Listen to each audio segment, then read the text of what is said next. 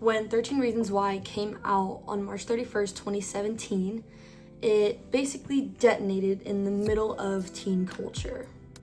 Some people were obsessed with the show, some were furious with the show, and some were honestly just confused why Netflix kept making more seasons. Years later, many YouTube creators such as Frankie Shelf and Mert KK have revisited the show and have said what a lot of people have been thinking. The show was messy, harmful, and was weirdly obsessed with escalating the drama instead of helping anyone. What influence on teen culture did 13 Reasons Why have? If you don't know what 13 Reasons Why is, here is a quick 4-season breakdown of 13 Reasons Why. Season 1 begins with Hannah Baker, a new student in town who dies by suicide. She leaves behind 7 cassette tapes, each side addressed to a person she believes contributed to her death. Clay Jensen listens to the tapes and slowly uncovers stories of bullying, rumors, objectification, betrayal, assault. The season basically focuses on toxic school culture and how that harms teenagers, how adults fail to intervene in these issues, how silence and bystander effect escalates harm. And season 1 ends with Hannah's parents wanting to sue the school for negligence. Season 2 is about the trial, and it follows the court case between Hannah's parents and the school. Each episode introduces a new testimony, basically going back on the recent tapes and reintroducing each character again, expanding or contradicting what Hannah said on the tapes. The season also reveals a culture of sexual harassment among student athletes. More survivors of Bryce Walker's separate trial, where he receives a really light sentence. And the most controversial moment is the bathroom assault on Tyler Downs, which we will get into later on. The season ends with Clay Jensen preventing Tyler Downs from committing a school shooting. Season 3 starts off with Bryce Walker being dead and a new narrator, Ani Achola, taking the place of Clay Jensen. However, Clay's part of the story still. The season heavily focuses on Bryce's attempt to change after being labeled a rapist. The town's conflicted feelings about him, the secrets and lies within the high school, and it's eventually revealed that Alex Standall pushes Bryce into the river after Zach Dempsey beats him up, and the group frames Monty De La Cruz for the murder. The season is widely criticized for humanizing Bryce Walker and dehumanizing the victims, and we will get into that later on. Season 4 is senior year and Justin Foley's death. The final season ends with the aftermath of the group's lies. The characters suffer from anxiety, trauma, paranoia, PTSD. The school deals with police investigations, protests. Monty's family tries to clear his name, and it ends ultimately with the death of Justin Foley, who dies from AIDS-related complications. Another controversial moment that kind of seems sporadic and out of nowhere. And the season ends with the group graduating and reflecting on their chaotic high school years. To put it simply, this show is about high school. To go into more depth, this show is about high school if it were dramatic and placed into a mixing bowl and just decided to throw everything it could to the wall, the worst experiences a high schooler could experience. That's what this show is about. These audience reactions, especially reactions from teenagers who watched it in real time, tell us way more about pop culture than the show itself. We're going to be taking a deep dive into 13 Reasons Why using concepts from Grazian, such as the critical, functionalist, and interaction approaches, the representation theory, a little bit of symbolic annihilation to go with that, and interpretive communities. Grazian argues that people don't simply consume culture, they participate in it. And teens do this constantly. We see that online today with TikToks and constant trends. When 13 Reasons Why released, teenagers weren't passive. They posted about it on Reddit, on Discord, on Twitter, on Musical.ly at the time. And a lot of things occurred as a result of that. School-wide discussions. Diving into the YouTube criticism hits hard because Creators such as Frankie Shelf and Mert KK aren't just random viewers. They represent a huge group of viewers who felt the show failed them. Both of these creators are in their early 20s and were teenagers at the time of the show's release. So let's break down why the reactions matter and what they say about the show's cultural impact. First section is the critical approach. In Grazian's terms, the critical approach is that media companies want money. They want your attention, and they'll shape content to get it, even if it means pushing the boundaries or reinforcing harmful ideas. All of these things tie into 13 Reasons Why. This is basically Frankie Shelf's entire thesis. The show isn't getting any deeper or more thoughtful, it just gets louder. It gets more graphic, it gets more shocking, and that's because, as the critical approach would say, that is what keeps people watching. Teen audiences also picked up on this idea. Online reactions wondered, why is every season more traumatizing than the last? I watched season 1 thinking it cared about mental health when season 2 hit and realized the opposite. Mert KK describes in her multiple videos about these separate seasons, describes the entire franchise as a corporate misfire. Netflix saw the controversy, saw the views, and they doubled down on their issues. Underneath the critical approach, the show isn't trying to educate teens, it's simply trying to keep them binging. This makes sense, as season 1 for 13 Reasons Why had 476 million views in the first 28 days after release, thinking that the show would be very educational. And many teens thought the same, and many educators also thought the same. 13 Reasons Why is a very successful New York Times best-selling book. Netflix saw that opportunity of millions and hundreds of millions of views within a month of their first release that they continued to make more seasons, which failed them in the end. Season 3 and Season 4's views dropped significantly down, with 13 Reasons Why not being included in Netflix's list of most popular series within the first 28 days, suggesting a significant decline in the viewership compared to the first 2 seasons. Second section is the functionalist approach. Grazian states that popular culture creates shared experiences. It gives people things to talk about, argue about, bond over, and draw moral lines around. In 13 Reasons Why, people who hated the show still participated in conversations it generated. Hate culture, fan culture still brought in viewership. And that's the functionalist point. Media can function socially even when it's considered messy. A lot of teenagers, like myself, at the time had schools banning discussions of 13 Reasons Why. Talking about it was strictly forbidden.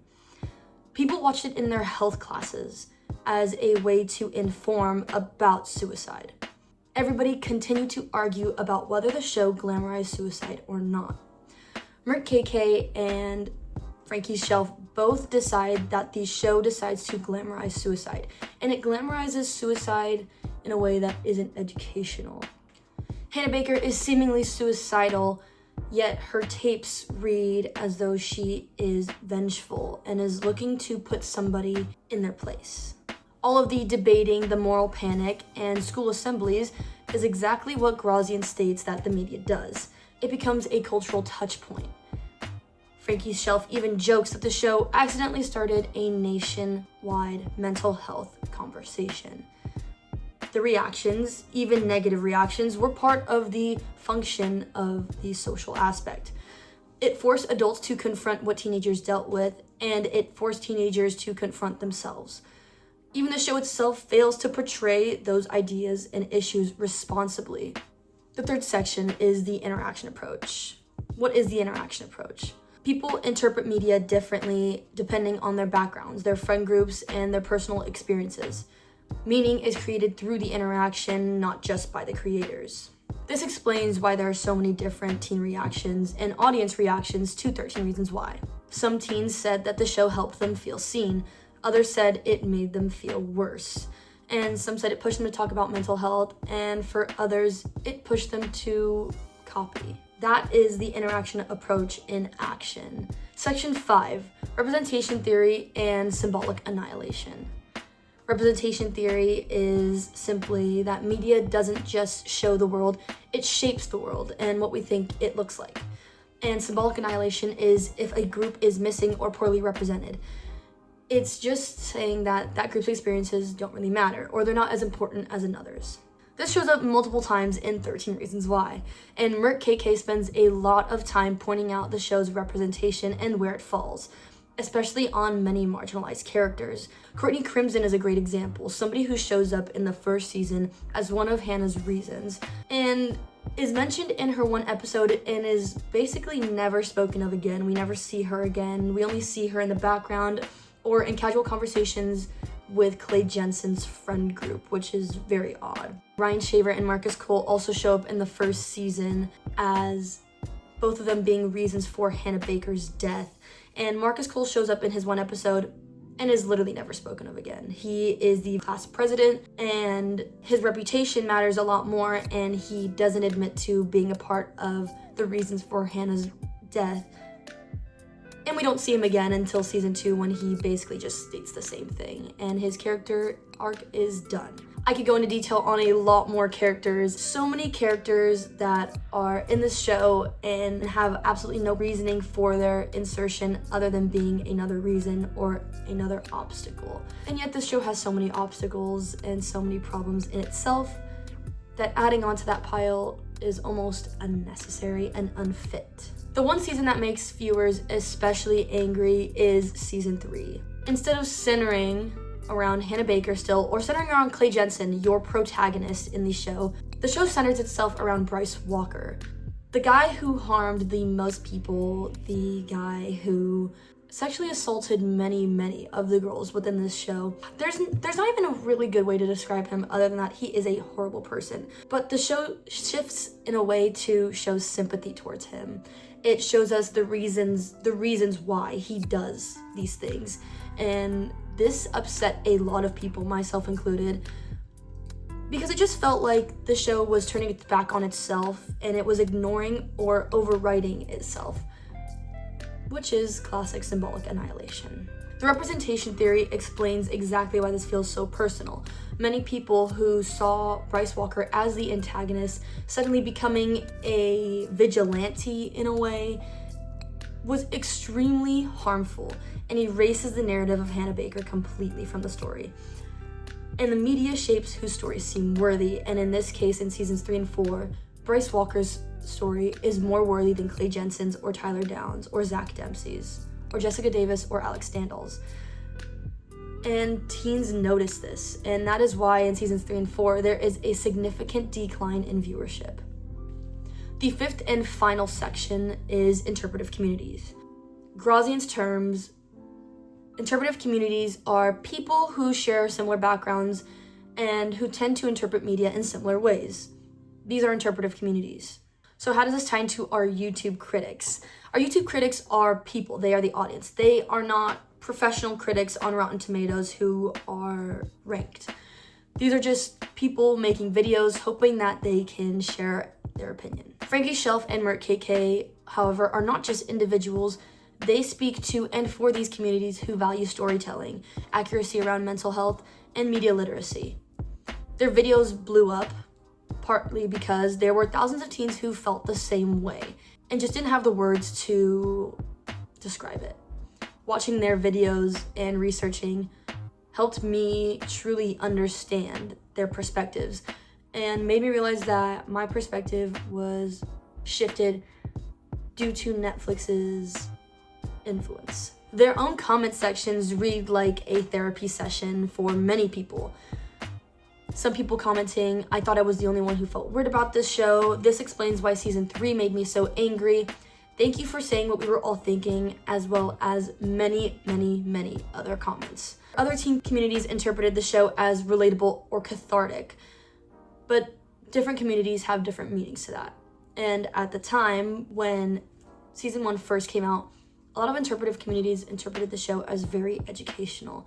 And that is why a lot of people spoke about it in school, in their mental health classes. Adults thought that this show was educational. However, it was educational in the wrong ways, with suicide rates jumping 28.9% higher among US youth ages 10 to 17 in the month immediately following its release. educational, but for the wrong reasons. So what do these different audience reactions tell us? Well, the critical approach shows that Netflix capitalized on trauma from teenagers and capitalized on their innocence as well. The functionalist approach shows how controversy united people in conversations and how media forms and functions as a way to socially divide or connect people. The interaction approach explains why teens felt such different emotions watching it, why somebody felt so seen and why somebody felt so misheard. The representation theory and symbolic annihilation show how the show simply mishandled certain stories, such as the Bryce Walker arc in seasons 3 and 4, and the Monty Dela Cruz arc in seasons 3 and 4, and Clay Jensen's narrator character throughout the entire series. In the end, 13 Reasons Why doesn't simply influence culture, it shaped teen culture, and it shapes how the show is remembered. And to be honest, I could have looked at critic reactions and how critics viewed the show, but that wouldn't have made the most sense. They're not looking at it through a critic lens, they're looking at it through their own personal lens. And I wanted to explore that and see how exactly teen culture was affected by 13 Reasons Why. Thank you.